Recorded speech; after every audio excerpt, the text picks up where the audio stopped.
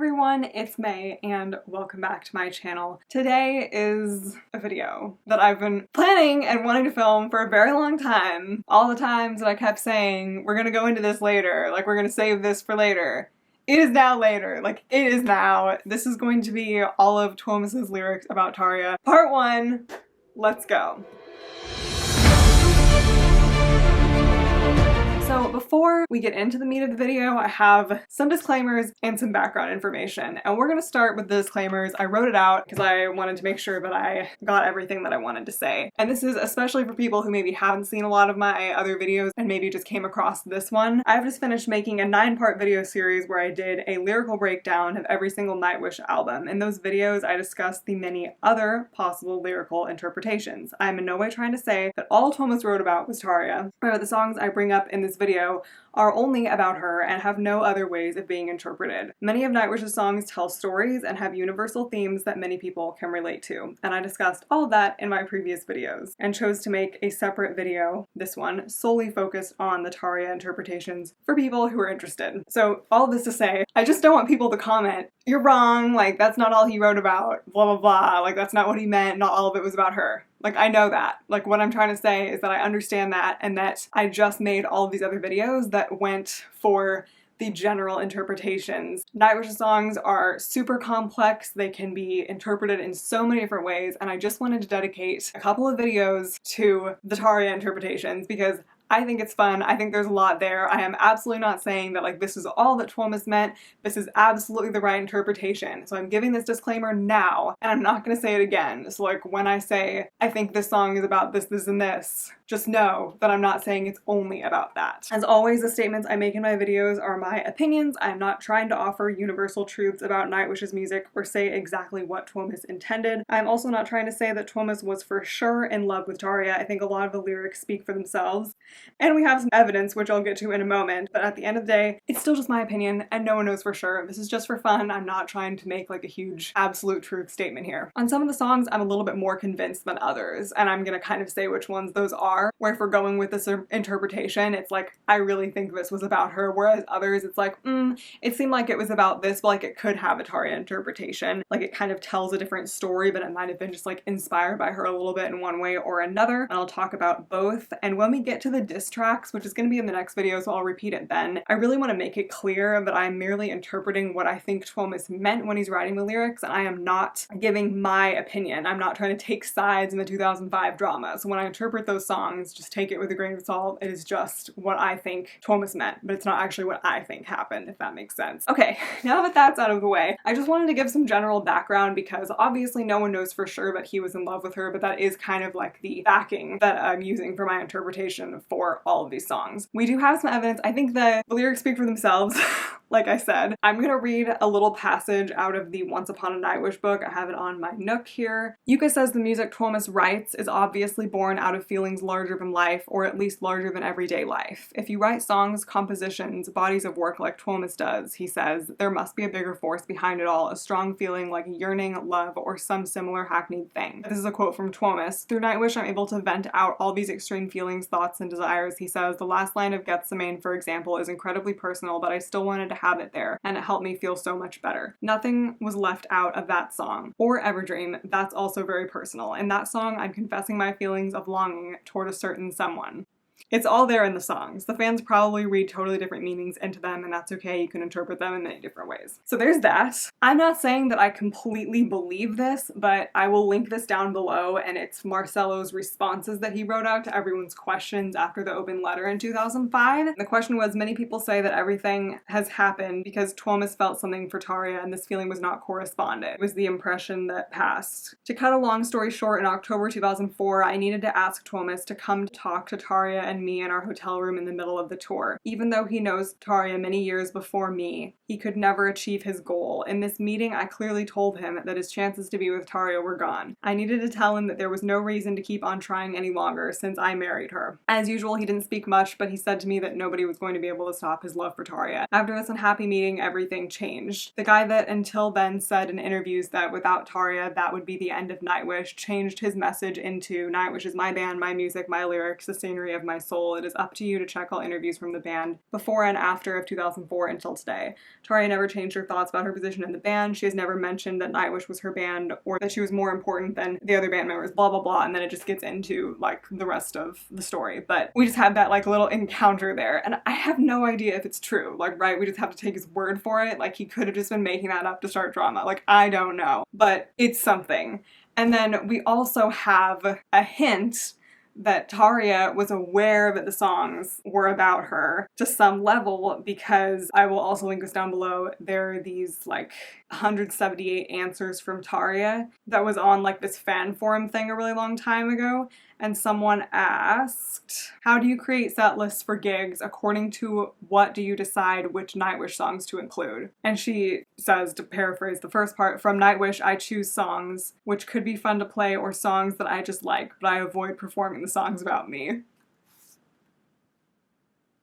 Yeah, I screamed when I read that the first time, because for the longest time I actually thought she was oblivious, which apparently she wasn't. But anyway, that's kind of like the background that we have to go on. When you listen to the lyrics, like, it just is so clear to me that like Tuomas is longing for something that he can never have. There's so many intricacies to it, and we're gonna dive into it. This is gonna be probably a really long video, and this is only part one. Again, this is just one interpretation. I'm just running with the he was in love with Tarja and wrote about it. Not saying that's absolutely true, I just think that it could be, and it's fun to explore. So let's dive in. Okay, so we're just gonna go in order, starting with Angels Fall first. At first I thought it would be a bit of a stretch for any of these to really be about her, because while Tarja and Tuomas went to school together, they weren't super close or anything, so like I thought that maybe he didn't like know her well enough. But they did an original demo, and that's when he asked her to sing on it, and then he made the full EP. So they were kind of getting to know each other more, and they did like know each other from school a bit. So I don't know, like there's enough history there where I think that there's like a possibility that some of them could be related to her, and the one that I think fits probably the best is Beauty and the Beast. It's a Disney reference, but it also definitely could be interpreted as Tuomas speaking to Tarja. I want to say he's singing, right? It's his voice that sings the Beast part, and she sings the Beauty part. We see this in later songs as well, and he said in interviews Tuomas struggles with low self-esteem, so it makes sense that he would write himself as this Beast character, while Tarja is this like unreachable beauty. So I just wanted to highlight the chorus when it says, I know my dreams are made of you and only for you. Your ocean pulls me under, your voice tears me asunder, love me before the last petal falls. So it's like kind of like tying it into Beauty and the Beast, but it's about them, is kind of what it seems like to me. Like dreaming of her and being in love with her voice and everything. And then in the last part, however cold the wind and rain, I'll be there to ease your pain. That just sounds like something you'd say to like someone that you're in love with. And then Astral Romance is definitely a stretch, because it does seem to be fictional, but it also seems to be about two lovers who can't be together in this life. So maybe some of that comes from his feelings for her. And the lyrics that make me think that are, the distance of our bridal bed, await for me to be dead, dust of the galaxies take my hand, lead me to my beloved's land, the constant longing for your touch, this bitter ocean of hatred and pain, this loneliness, I need to be who I am. The oceans are alone as I, somebody take away this gift of mine, no charisma for the beast, but still I love you forevermore. Come to me, deliver me from you and from all the days of the earth. No last words to say, only memories remain, a farewell then, my path goes forever on. So it just gives me kind of the sense it's like about two souls who can't be together in this life, but he's like constantly yearning to be together. And then we have Nightwish. I talked about this in the Angels Fall First video, but it seems like it could be connected to Astral Romance because of the wish sent through the sky and the bridal bed that's mentioned in both songs. Like in this song it says, a bridal bed awaits us both, and night wish I send through the starlit sky, where in Astral Romance it says, the night wish I sent you centuries ago has been heard by those who dwelled in a woe. So they're connected in that way, and like I do think it's fiction, but I think that there is a chance that like his longing for her and kind of that feeling that it's not going to work in this life, like they're not going to be able to find each other in that way in this life, but maybe someday in like eternity. I think some people would argue that like Nymphomaniac Fantasia is somehow about her. I truly don't think so. Like it seems like fiction to me. Maybe he just wanted her to like sing the lyrics or something. I don't know, but I'm not gonna argue for that one. On Oceanborn, we have Gethsemane, and I really think this one works because to me it is just such an accurate description of unrequited love. Like this song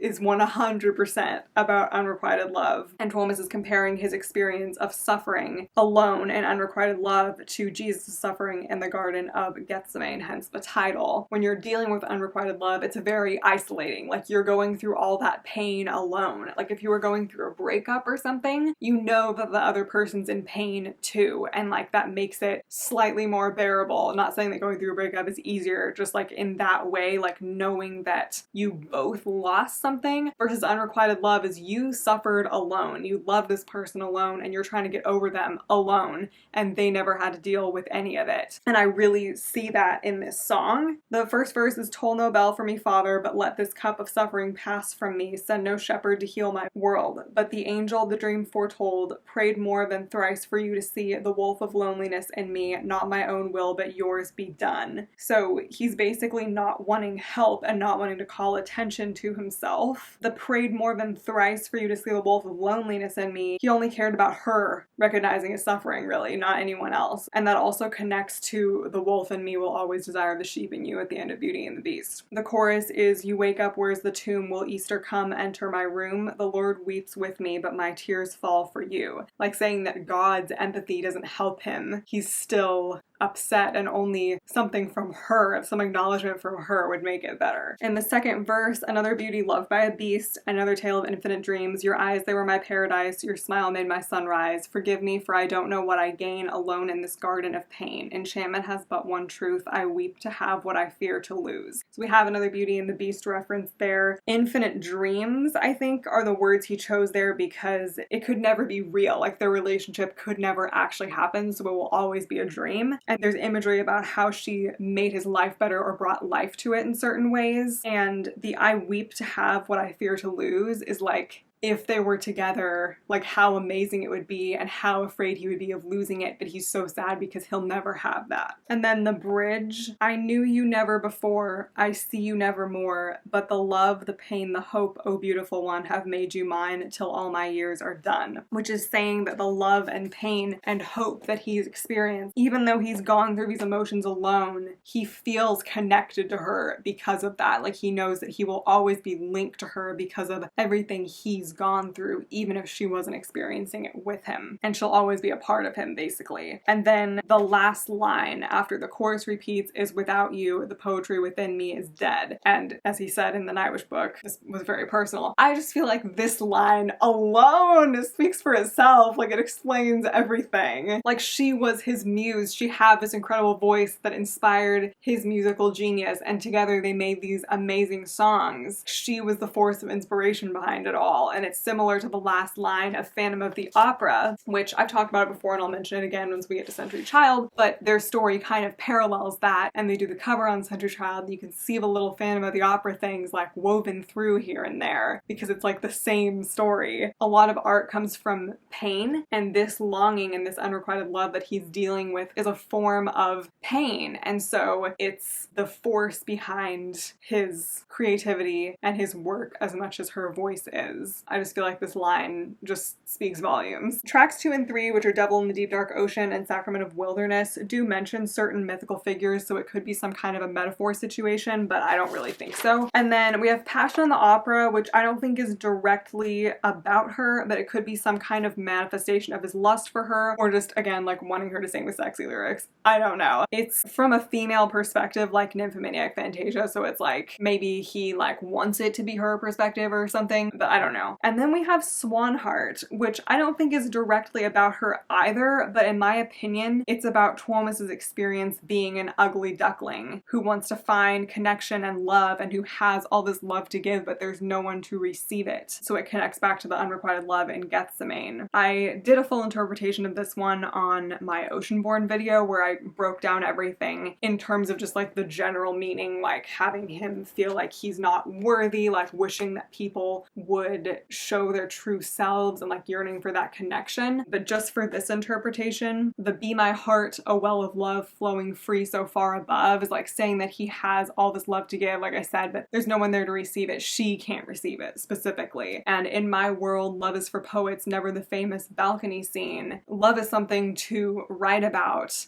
and to read about it's something that's not gonna happen to him because she'll never feel the same way. Just a dying faith on a heaven's gate. With that, it's like maybe the faith is just like dying more and more throughout his life until he gets to heaven. I don't know. But yeah, that's that one. And then with Sleeping Sun, overall, I don't know. It's kind of about nature and stuff, but I do think that she is potentially woven into it. Like when it says, "For my dreams I hold my life, for wishes I behold my night. The truth at the end of time, losing faith makes a crime." And then, "Oh, how I wish to go down with the sun, sleeping, weeping with you." Like, if not her, who is that you directed at, you know? Yeah. And then this isn't like romantic, but in Night Quest, this is the one where it kind of goes through like all of the band members and kind of describing them as these like fantasy people, led by a maid queen of the night, voice of an angel, such a divine sight, an Amazon to fight and cure this reality with her feline lure. So it's not necessarily romantic, but it's just like in this song, he kind of went through each of the band members and put them in like this fantasy setting. And so she's like the leader that leads them with her voice. She's a queen of the night because of Nightwish, and she's the voice of an angel. She's trying to fight and cure reality because with their like escapist music is kind of what I got from that. Okay, moving on to Wishmaster. As Tuomas has said, this is like the least personal of their albums, so there are only a few that I feel really strongly about, and others that are just like maybe kind of relate to her or were inspired by her in some way. And starting with She's My Sin, that would fall into the latter category, so kind of like Nymphomaniac Fantasia or like Passion the Opera. Not directly about her. You could certainly make a case for it. Some people do think it is, but I'm skeptical because she wasn't with Marcello yet, so it doesn't quite fit for me because like some people say like, oh my god, it's 100% about Tarja, like when it says a sin for him, desire within, a burning veil for the bride, too dear for him. But like, she met him on the Wishmaster tour. They hadn't even met yet, so it's not about that. But maybe it's just like his feelings of like, he's not good enough for her, so she's too dear for him in general. I'm not sure. And then Come Cover Me, kind of the same thing. It has its own kind of plot line that I talked about in my Wishmaster video, but the concept could have come out of his feelings or his lust for her. 2 for Tragedy.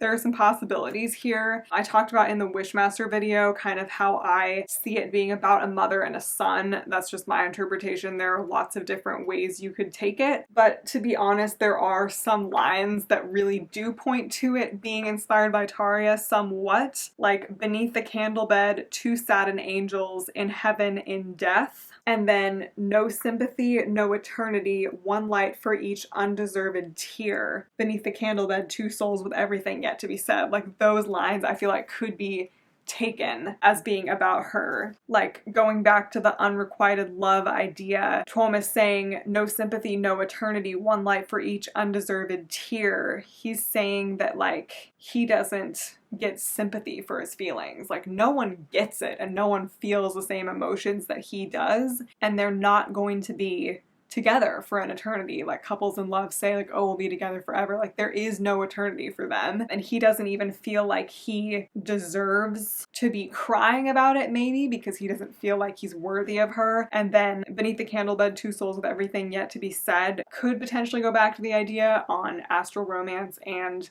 Nightwish from the first album that they won't be together in this life. Like, at the end of this life, there's just going to be 2 souls with everything left unsaid, and they'll have everything to say to each other but they couldn't say in this life. Dead Boy's poem. He said the song is essentially what he would want to say to friends and family if he were going to die tomorrow, and so it is, you know, in general about a lot of different things, but I do see her as being part of the people that he's trying to send one last message to. And that is specifically the part when he says in the first verse, so much to live for, so much to die for, if only my heart had a home. He would have more motivation to live, like more reason to live every day, and a reason to die if he had to, if she felt the same way, like if his heart had found a home with her. But it can't. Sing what you can't say, forget what you can't play, hasten to drown into beautiful eyes. He has said multiple times that through his lyrics is how he expresses his feelings, like I talked about at the very beginning of the video. And that's what this is. Like, this is him putting into music what he couldn't say to these people. And hasten to drown into beautiful eyes. I mean, I've always listened to that and been like, there is only one way that can be interpreted. I mean, pretty self-explanatory. And to me, it's like how he fell in love with her, like hastened to drown into beautiful eyes, like he was so taken by her and he had no idea how much pain it was going to cause him. And then when it says, walk within my poetry, this dying music, my love letter to nobody. And I was confused, I think I talked about this in my Wishmaster video, I was kind of confused by that because it's like, well, I think it is his love letter to Tarja in some ways and just a love letter to his family and friends, but it's saying a love letter to nobody because he doesn't have anyone on the receiving end of his romantic love, like my love letter that she's not gonna get. Like, I don't have that soul that I'm connected to in that way. And then we have the spoken parts that ends with, I live no more to shame nor me nor you, and you, I wish I didn't feel for you anymore.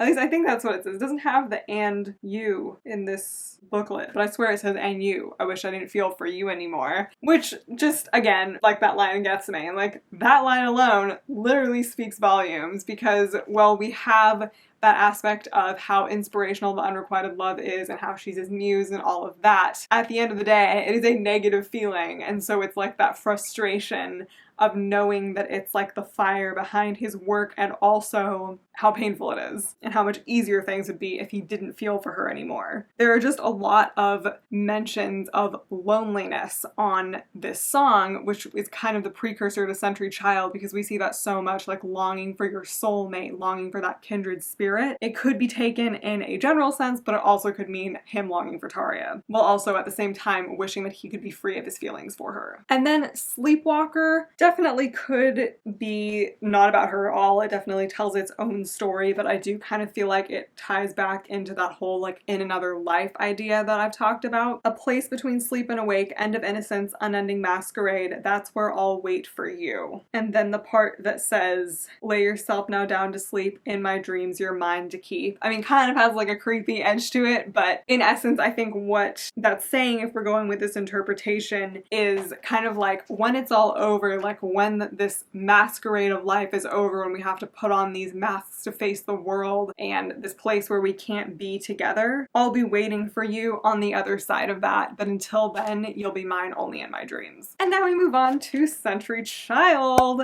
This is where the real tea starts, ladies and gentlemen. This is when she and Marcello were together, so just saying, this is also when the songs take a bit of a darker turn, and we know besides her getting together with Marcello, like there was like this whole rough patch with the band where like it was maybe gonna break up between Wishmaster and Century Child, so it was kind of that like loss of innocence that the whole album is about. Like it's a much darker album than their previous three. I also noticed that before this album, some of the songs were from a woman's perspective, like on Nymphomaniac Fantasia and Passion in the Opera. Like there were some parts of it that were like a woman's perspective or just like more playful songs like Come Cover Me. And we don't really get that anymore. It is all from Tuomas's perspective, at least in my opinion. Some people would argue with me on that, but that kind of playfulness is lost, and I see that as there is no more imagination or hope. Like it's the end of all hope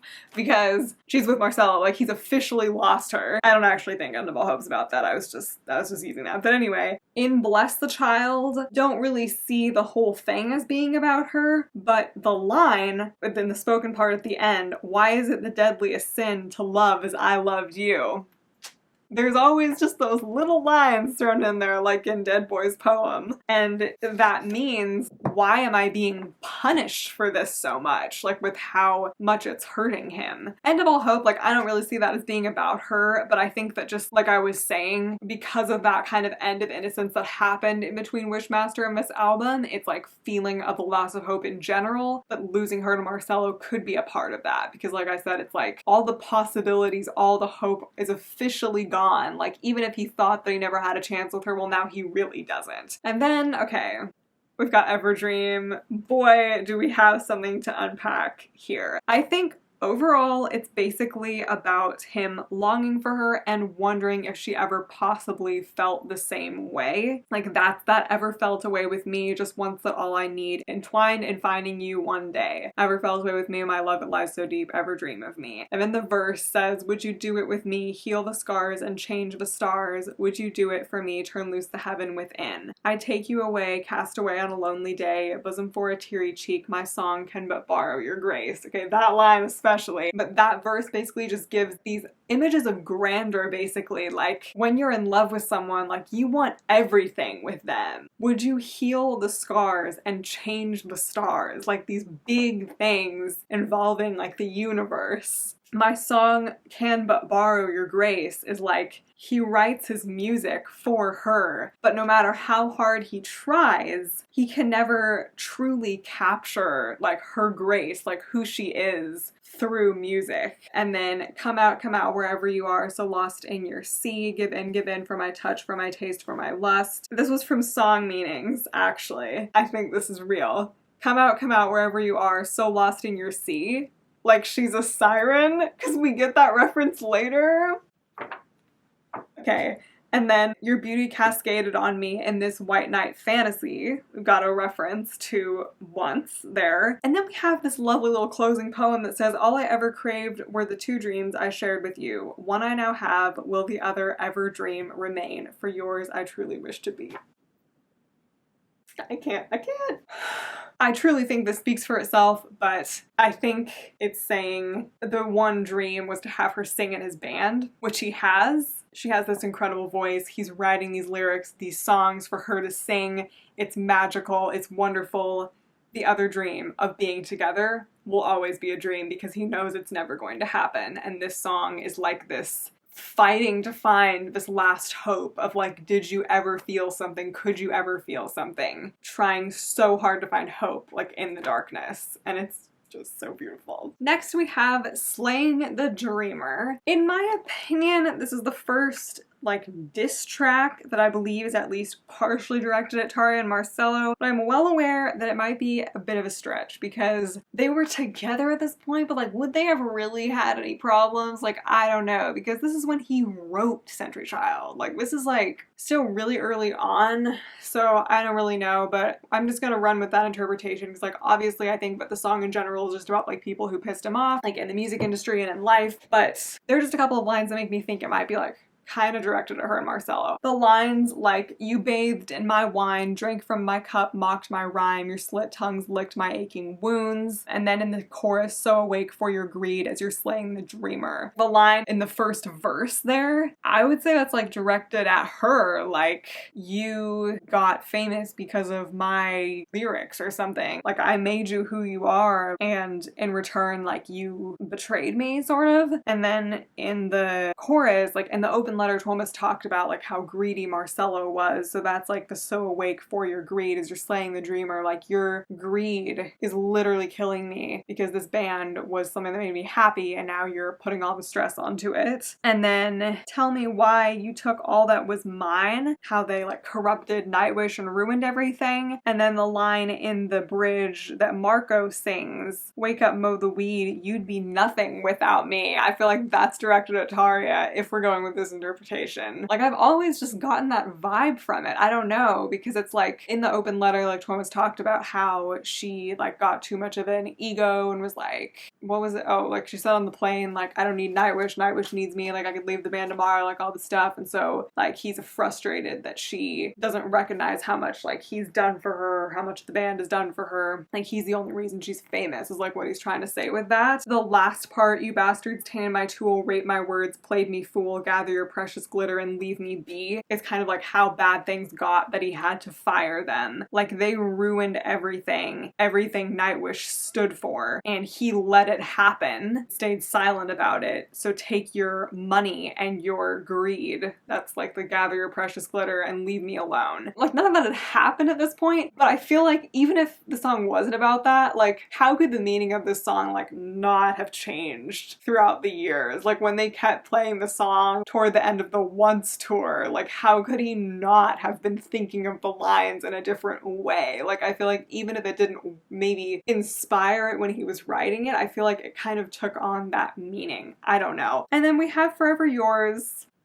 I love the 360 turn in this album between Slaying the Dreamer and Forever Yours. So obviously I think this is directed at Tarja, like I talked about in my Centered Child video. Kind of like Everdream, it's just like about longing for a soulmate, but obviously in this video we're taking it to the Tarja interpretation. Fare thee well, little broken heart, downcast eyes, lifetime loneliness. Whatever walks in my heart will walk alone. Constant longing for the perfect soul, unwashed scenery forever gone. Whatever walks in my heart will walk alone. No love left in me, no eyes to see the heaven beside me. My time is yet to come, so I'll be forever yours. I would say this one is less hopeful than Everdream. Like, Everdream is like kind of desperately trying to hang on to that hope that they could be together one day or in another life, but this one is like saying, I'll be forever yours, but it's never gonna happen, is how I see it. So the first verse is just talking about how unrequited love feels. Fare thee well, little broken heart, downcast eyes, and a lifetime of loneliness, because she's never gonna feel the same way. And whatever's in his heart is always just going to exist alone. And I just love the way he words that, because those feelings are never going to be returned. It's interesting in the last verse, no love left in me, like he used it all up on her.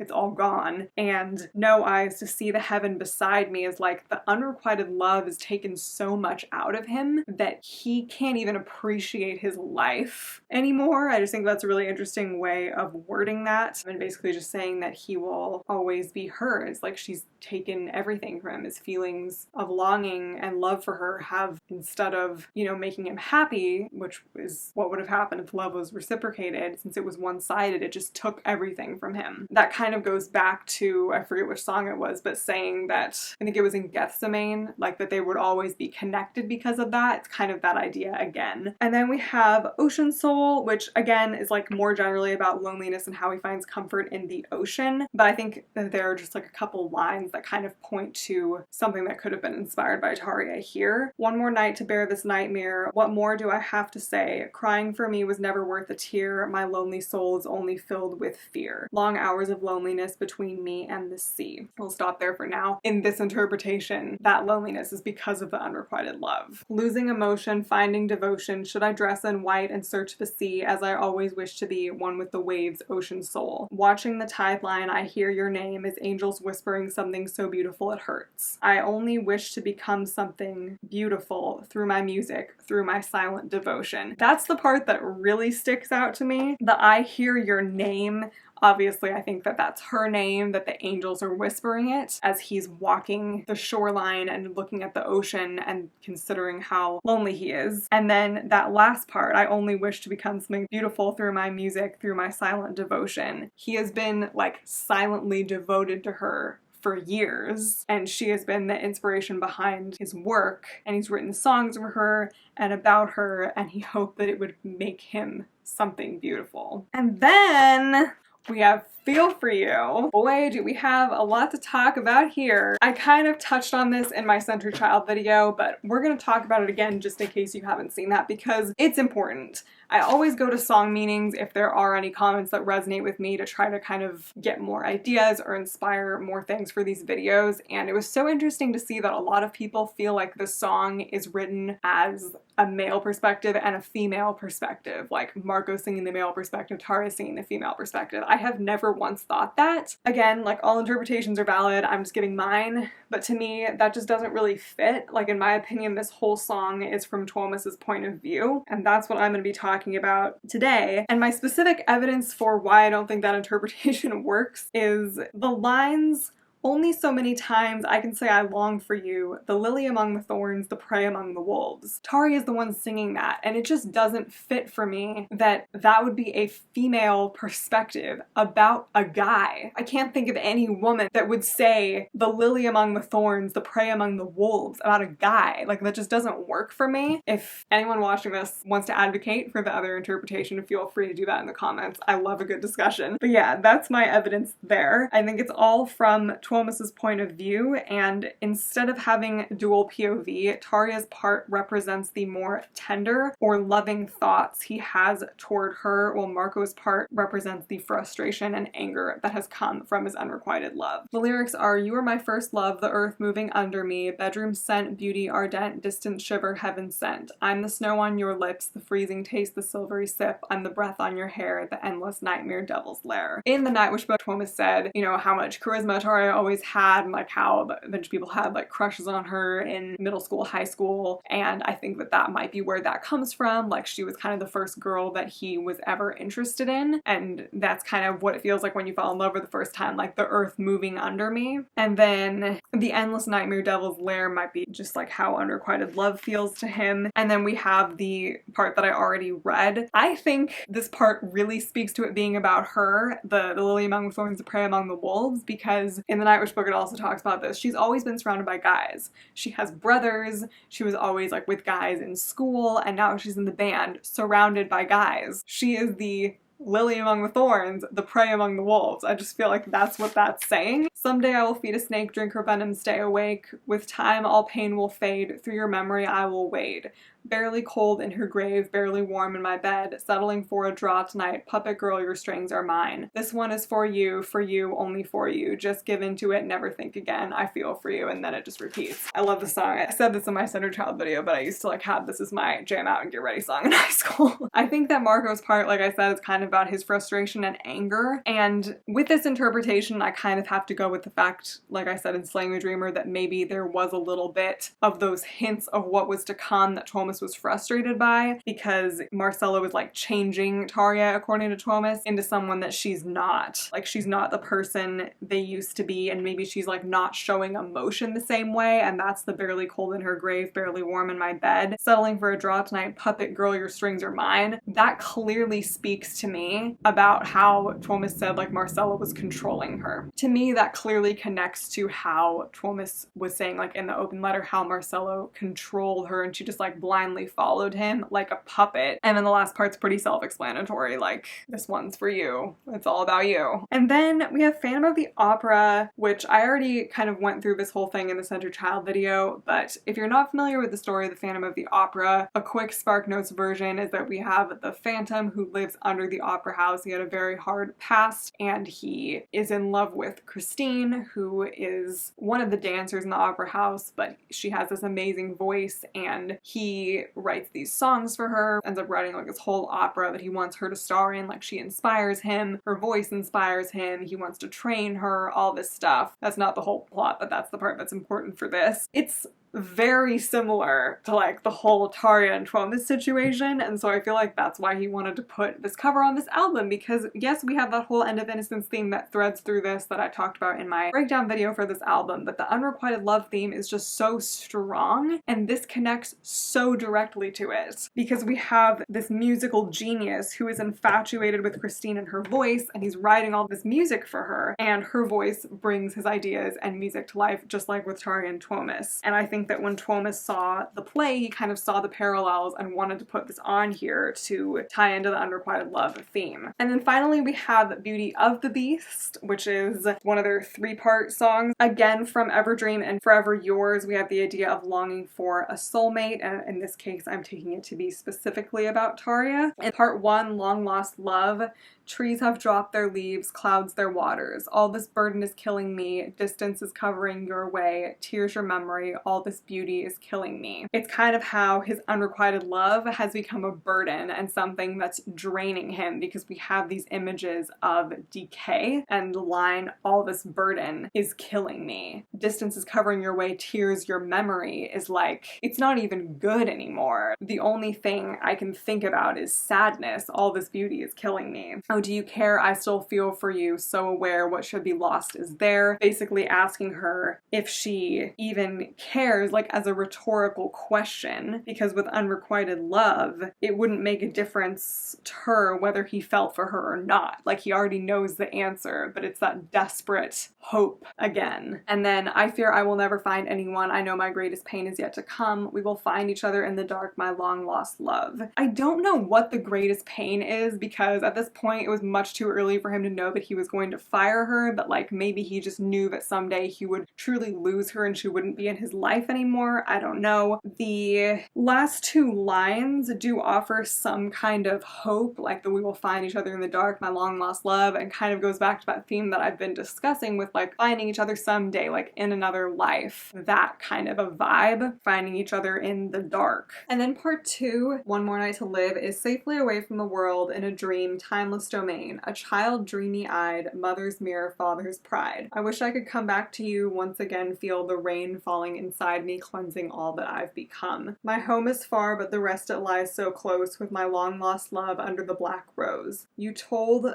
I had the eyes of a wolf, search them and find the beauty of the beast. So we have more like yearning for childhood, but we do have that beauty and the beast reference again, which I mean isn't really a reference at this point because it's this song, but it just ties back to previous lyrics of his referring to himself as the beast. My long lost love under the black rose. The black rose, I think, on this kind of symbolized like the end of innocence or the loss of hope. So it's like his long lost love is now like part of that hopelessness. Like it's something that was something hopeful, but now with all this other stuff that's happened, that's now under the black rose. That's like part of this new end of innocence, like reality. And now it's giving him, you know, pain instead of that hope. All of my songs can only be composed of the greatest of pains. Every single verse can only be born of the greatest of wishes. This really speaks to that quote that I read from the Nightwish book, like that there has to be some kind of force that's inspiring all of these lyrics, and like longing and wishing is something that's so powerful. The greatest of pains would be his unrequited love, and the greatest of wishes would be wishing for her love. Those are kind of the lyrics that were the most applicable in that song, so I'm gonna stop there. But yeah, thank you so much for watching part 1. I will be continuing on in part 2 with Once and Dark Passion Play. I know this was like kind of a long video, but there's just so much to talk about, so, and when are my videos not long, let's be real, but I knew I wanted to split it up because Once Ghost Love Score is gonna be